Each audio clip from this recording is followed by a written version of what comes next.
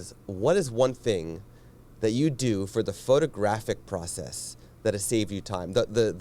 Behind the camera, that kind of part. Yeah, so I mean, automation and kind of like moving things in a more streamlined fashion is the key to what I've done historically, right? Like I've spent so much of my time focused on what can I do to enjoy photography as a career without spending my entire life photographing, right? Like I'm not the let's bring cameras everywhere I go kind of person. I kind of like try to automate it as much as possible.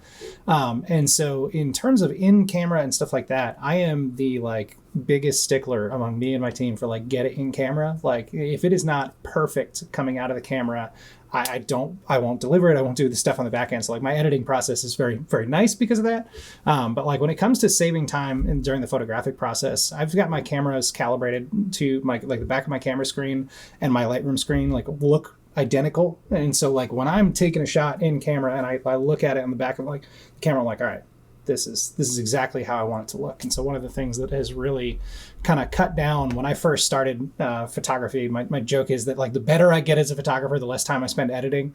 Is like when I first started photography, I did an engagement session and it's like an hour and a half engagement session. I want to say it took me like 7 or 8 hours to edit, right? Because I was like photoshopping stuff out of every single background. I was paying attention to like all this extra stuff in the images and everything, like trying to get every detail perfect. But like as I kind of forced myself to say, all right, what is my composition? What is my color? What is my white balance? Like, how am I getting this? To the point where like I could be one of those people that like condescendingly shoots JPEG and like wants people to know that I shoot JPEG, but I'm not quite there. Like I'm always like my safety net, but I try to get that stuff just right, perfect out of camera.